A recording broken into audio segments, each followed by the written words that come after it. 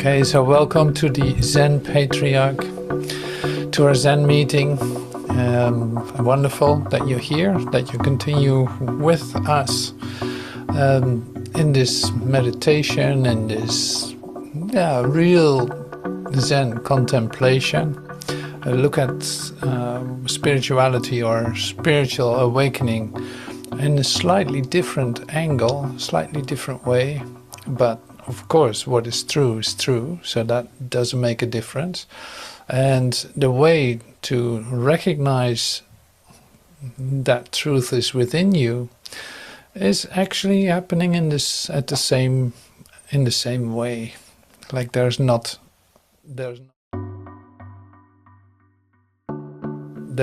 different ways that can occur, in fact. And that sounds immediately quite mysterious. Well, it's not so mysterious as it might sound. It's like you have a definition of yourself and you believe that is you. Now, this is not you. So when you give up those beliefs, then you will experience who you truly are. That's the simplicity of this. And that's not different in Zen than in Course in Miracles, than in the infinite way. In fact, that is what is happening. There's just no other way to do that. And by the way, you can't do it. Otherwise, you would have done it. So that is another part of it. Your understanding is not necessary. Your intentions are not of any kind of, they don't really do it either. Everything is in fact given you already, and you have to recognize that is so. And now you plan that for the future, but this is the moment that it cannot occur. So there's a shift in time, in the time-space continuum. Suddenly you arrive at a place, at a time, where all that for just a moment is forgotten. And what is real can emerge in that instant. So I'm talking about the present, like the last thing you expect, you could say, is when you, for a moment, let go of your ideas about yourself, that you would be touched by heaven. It's like this is really the last thing you expect, and it's the only thing that happens. Now see, I can try to convince you, but that doesn't work that way, because you will literally design yourself to deny this. Otherwise you would not even be there. Now that starts to be really Zen already. That's great. So I cannot convince you. There's no way that I could do that, because literally you cannot help being yourself. You cannot help defending yourself. That's part of your identity as a human being. You defend yourself.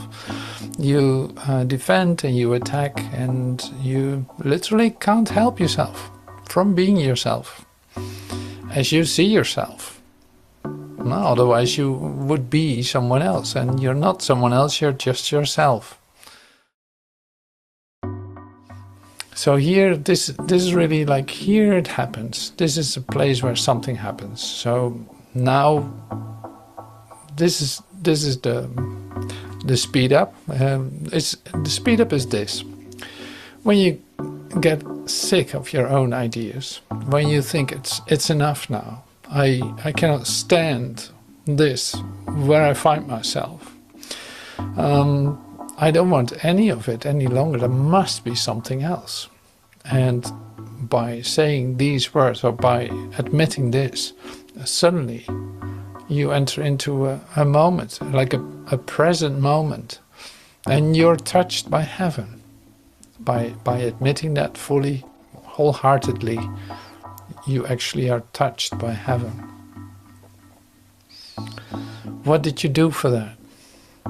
Well, in fact, nothing, because the way that you have seen yourself wasn't who you are.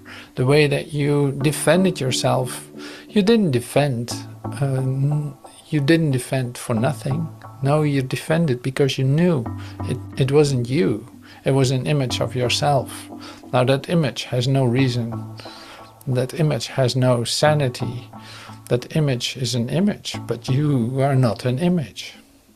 Now what? So this is like high Zen teaching that I'm doing right now. It's a very high Zen teaching. You're coming directly to the crux where nothing happens and everything happens at the same time. We have to slow ourselves down and literally like enter into this moment as much as we can, releasing our ideas as much as we can, because we don't need any of those. And so the koans, the expressions, the stories that we use today are actually helpful for that. So also some miracle expressions, miracle principles that we're going to share in the meditation, they are so right on that they're actually of a high frequency, healing frequency for you to receive, but they actually do their work. You will see, they will do their work. They literally embody that. They embody the divine inspiration. They literally are a frequency of light that is emitting and being recognized by you because you literally give this to yourself. So we're going to start with that. And that's a meditation. It takes about 5 minutes for the relaxation and the words. Then there will be 5 minutes of silence. Then there will be 5 minutes of words. When I say words, it's like every minute there's one expression or something like this. For the rest, it's really relaxing. And so use it and sit back and relax. You can do it as in your Zen pose if you feel like doing that, in your Zazen meditation attitude. You can try that. Or you just sit in your favorite meditation chair, or who knows how you do this. That's perfectly all right too.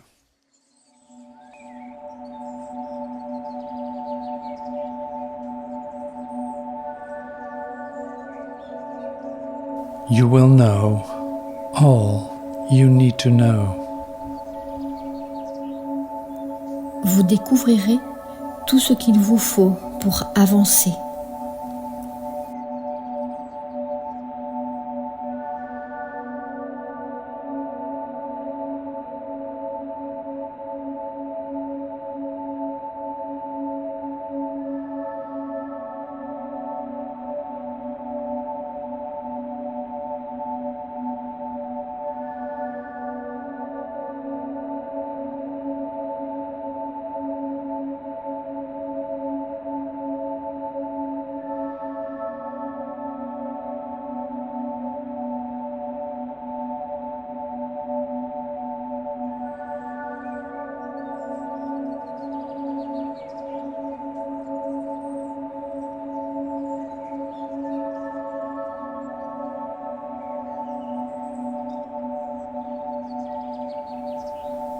Through prayer, love is received, and through miracles, love is expressed. Par la prière, l'amour est accueilli, et par les miracles, l'amour se manifeste.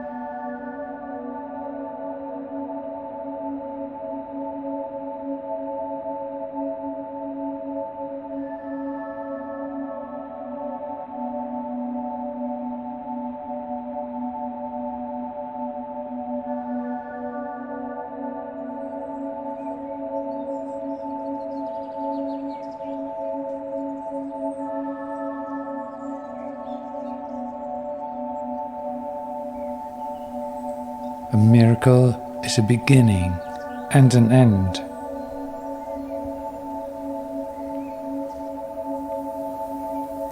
Un miracle est à la fois un commencement et une conclusion.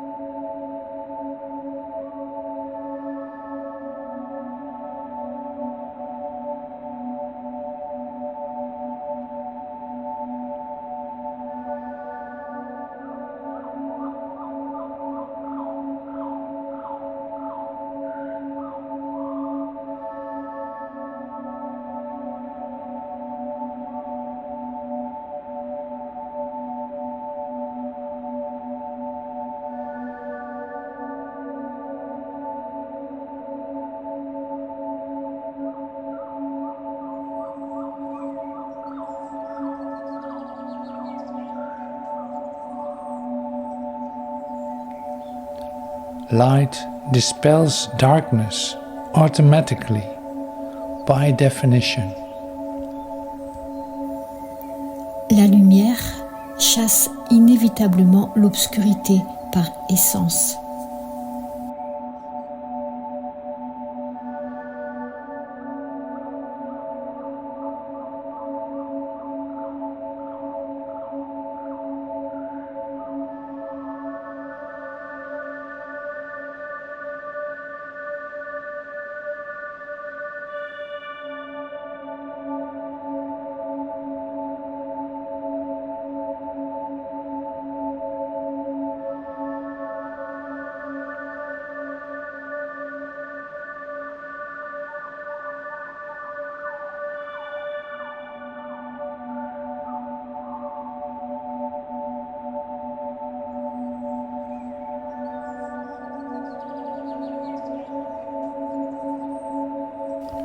Only creations of light are real.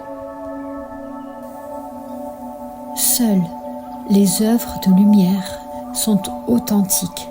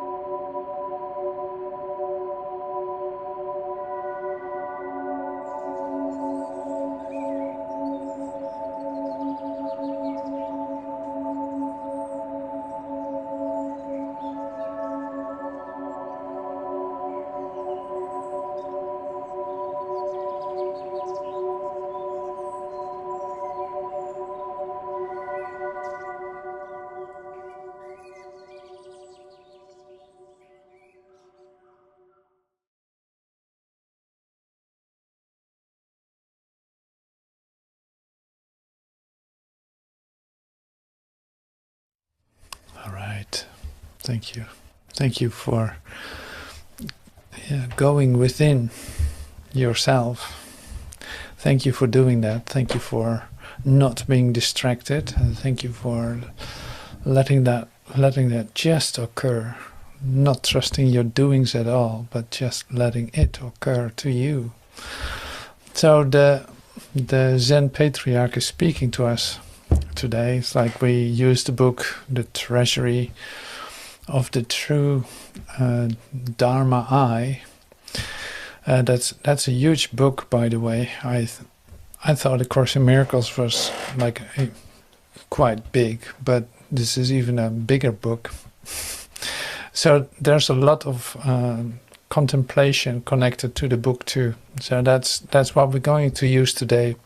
Just you might remember this from the previous episode. That is this. It's like, remember the koan about you standing in the boat and you seem to be standing still while you actually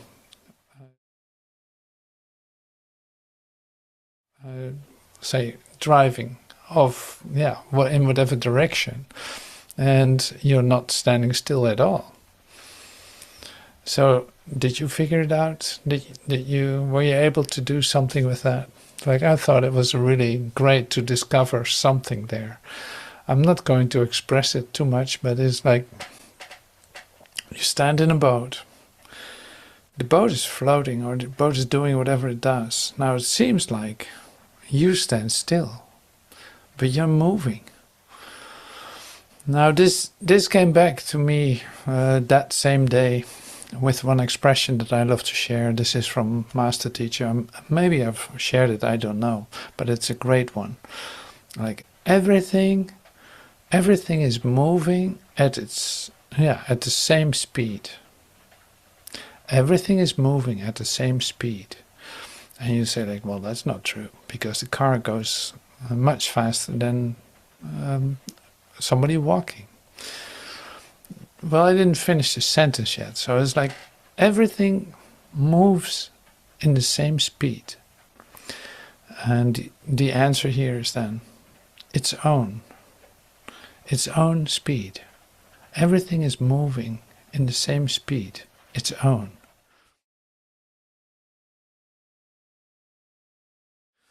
Now that is a mind-blowing expression. This came from Master Teacher, from A Course in Miracles, and also a Zen Master. He's probably also a patriarch. I don't really know, but anyway, it's like that's beautiful to see what happens when you come to the end of your understanding, but see that there is more to discover, like a lot more to discover.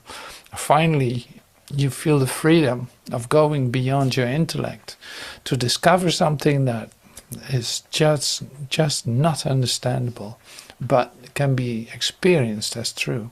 Now this is what I love about this. And so this we use today too. So we go to a different chapter in the book. The chapter is One Bright Pearl. And one bright pearl, that is a metaphor for something, but we're going to discover what. Treasury of the true Dharma eye. Dharma was the expression of truth, wholeness. So here we go. I'm not going to say too much about it, but it's really great to read this story. Once a monk asked him, the master, "I've heard that you say all the worlds in the 10 directions are one bright pearl. How is your student to understand this?" And the master said, "All the worlds in the 10 directions are one bright pearl. What is the use of understanding it?" The next day, the master in his turn asked the monk, "All the worlds in the 10 directions are one bright pearl. How do you understand it?" And the monk said, "All the worlds in the 10 directions are one bright pearl. What's the use of understanding it?" And the master said, "Now I know that you make your living inside the ghost cave at the Black Mountains."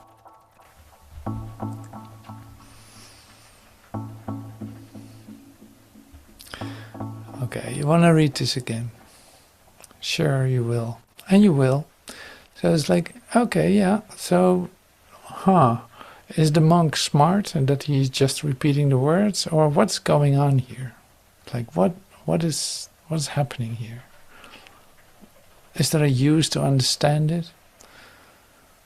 Can it be understood? Is it necessary to be understood? See, these are just questions, considerations, but they disappear in that what is revealed in the words, all the worlds in the 10 directions are one bright pearl. Okay, some words here. The words spoken here, all the worlds in the 10 directions are one bright pearl, originate with Xuan Sha. Their essential point is that all the worlds in the 10 directions are not vast, are not minute, are not square or round, are not centered and upright, are not brisk and lively, are not everywhere exposed. Furthermore, because they are not birth and death, coming and going, they are birth and death, coming and going. This being so, once in the past, he left from this. Now he comes through this. When we exhaustively examine them, who would discern that they are in pieces? Who would propose that they are firmly fixed? Like I said, there's a lot to contemplate here. So it's like it's undescribable. It's like it's not describable. It's not one or the other. So it's like the words are given to describe, in fact, something that has no opposite, something that is, simply is, and cannot be described. So that's really beautiful. All the worlds in the 10 directions are one bright pearl.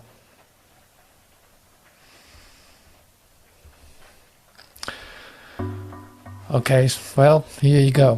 The suchness and beginninglessness of this bright pearl is limitless. It is the one bright pearl of all the worlds in the 10 directions. It is not described as 2 or 3. Its whole body is a single true Dharma I. Its whole body is the true body. Its whole body is a single phrase. Its whole body is radiance. Its whole body is the whole mind. When it is the whole body, it is not obstructed by the whole body. Literally, it has no opposite. Even being confused and worrying is not the bright pearl. Since there exists neither action nor thought brought about by what is not the bright pearl, stepping forward and stepping back in the ghost cave at the Black Mountains. This is nothing but one bright pearl.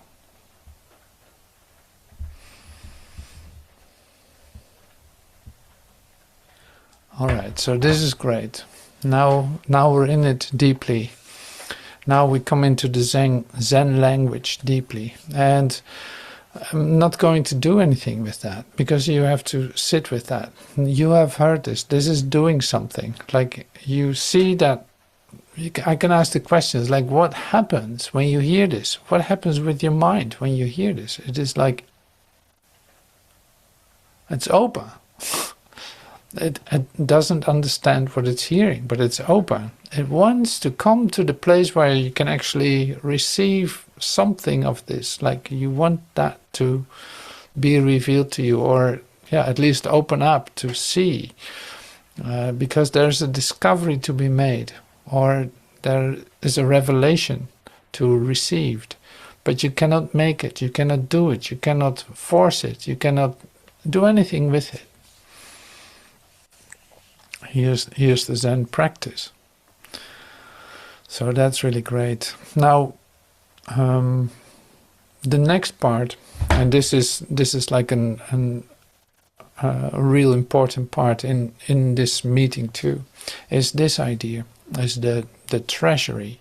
We're talking about the treasury of the true Dharma I, but I introduced too into this the treasury of the Christ in it.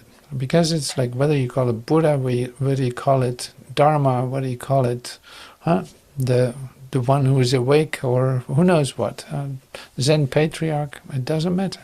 It's like, this is treasury. This is about the gifts. This is about gifts that are given, but are it real gifts? If they are there, well, this is a treasury. This is your sacred space. And all of that is sacred. It's not that one is more sacred than the other. There's no comparison to be made. Not even between the paths. There's literally one path. A pathless path. So good luck with that. You can call it the infinite way. You can call it the Course in Miracles. And we said this last week too. It's like it's completely, in fact, not connected to institution, to any of these things that are humanly made to do something with it. Now this is the pure essence of your awakening, recognizing the truth the truth of you, by setting everything aside, by letting everything go, by allowing a detachment that is the quest itself. Your gifts to the kingdom are like his to you. I gave only love to the kingdom because I believed that was what I was. What you believe you are determines your gifts. And if God created you by extending himself as you can only extend yourself as he did.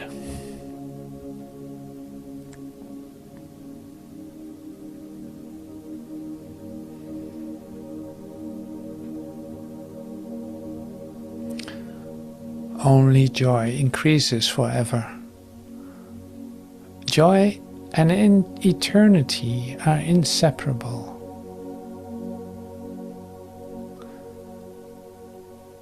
God extends outward beyond limits and beyond time.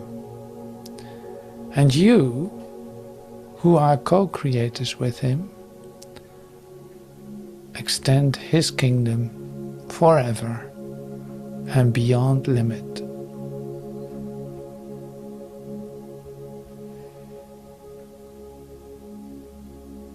Only joy increases forever.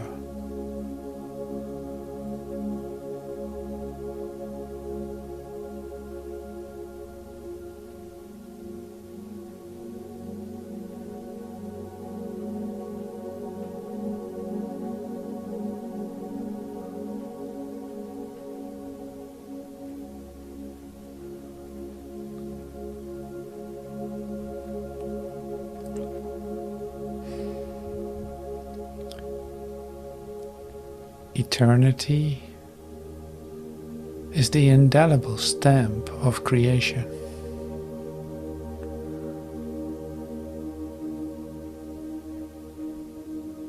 The eternal are in peace and joy forever.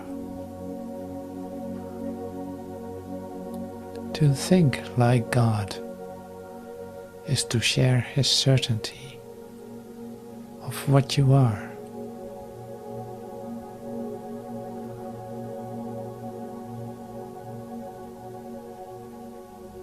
Eternity is the indelible stamp of creation. The eternal are in peace and joy forever. To think like God is to share his certainty of what you are.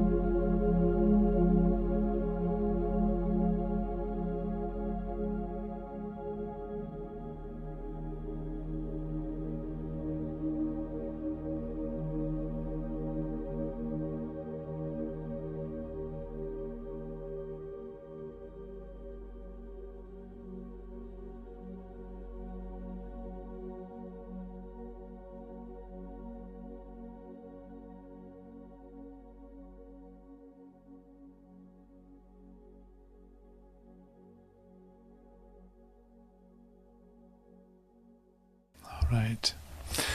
Thank you so much for joining. Now we have another meditation just happening. That's so great. So I love it. And so the next step in our meeting here is like a non-public part, in which we're going to watch some of the expressions that some of us came up with.